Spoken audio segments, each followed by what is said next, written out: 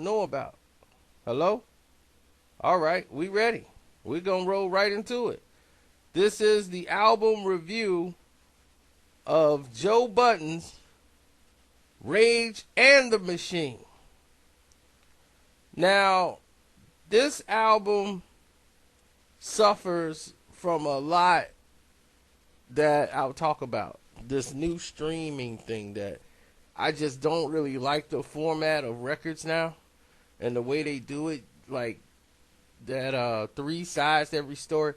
That stuff is old. Didn't I hear that last year? You know, when you hear it, it's like I heard this before.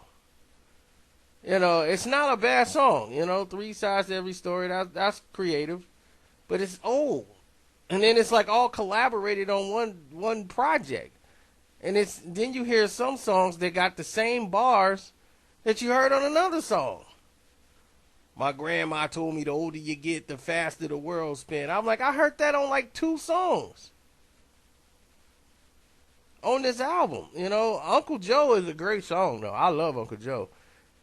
You know, this album has a lot of same songness going on to it too. I don't know why people can't do variations. This is what happens when you expand the project out. You could tell he wrote some of these songs together and some he didn't. Like the song Idols, you know, he was kind of taking shots at Drake on Idols. Well, not kind of, he was. But I like that song. You know, he's talking about Cool J and everybody from the past. It's another song I hear I really didn't like.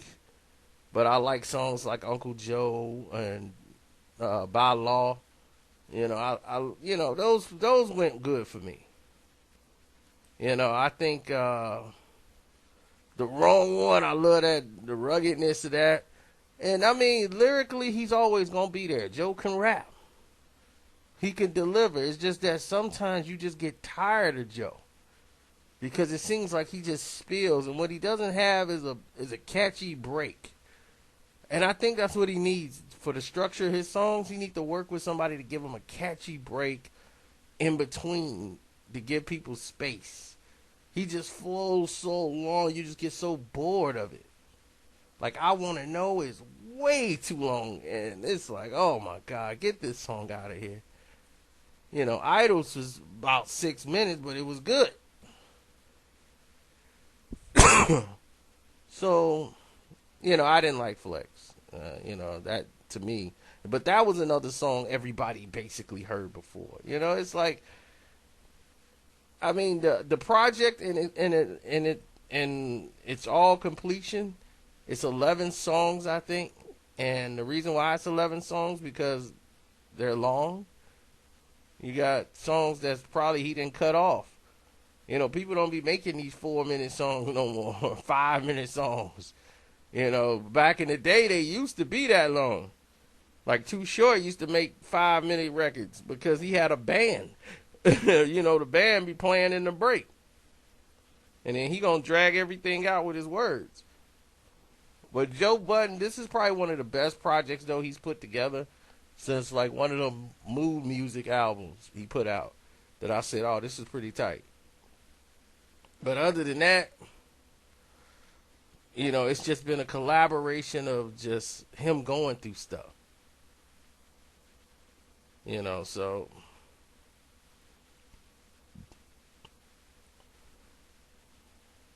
let me see if I had to grade this,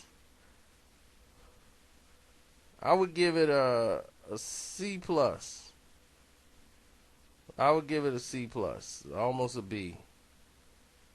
You know, it's not bad. You know, I love the nostalgic sound that you heard in here. It's more sampley, you know, and it's kind of like what what's the name went back to the game. They kind of had the same idea. But he just didn't go back to like 92. You know, Joe went back to like 96, 98, 99, that type of stuff. But the samples are still there, you know. So I like the album. Some songs I would go back and listen to. Like I really like Uncle Joe. Like I would go back and play Uncle Joe again. You know, Uncle Joe to me was funny. It was entertaining, and that's what you want to do. You want to be entertained a little bit.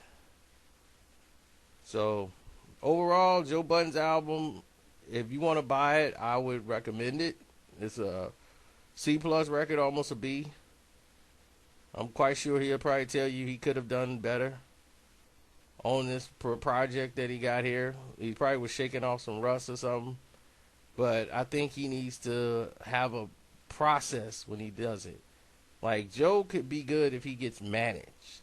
Somebody actually manages him, like, really in the studio to work with his songs, if he's willing to listen, which most MCs are very reluctant to do. Like, how you gonna tell me how to be an MC?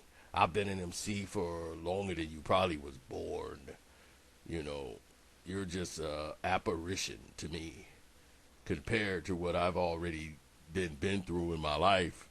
You know, what could you tell me? I'm Joe Budden. So, you hear me? Eh. So, I mean, but that's Joe, you know, and it's a lot of MCs like that.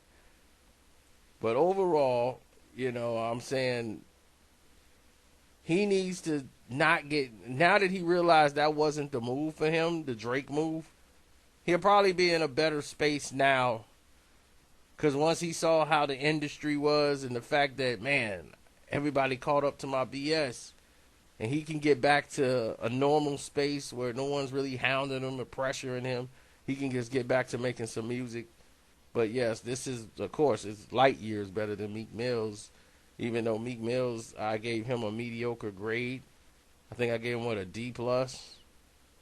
You know, this is a definite C plus, almost a B. And lyrically, you know, his delivery is, you know, it's Joe Budden. He can rap. Never took that away from Joe. But I'm out.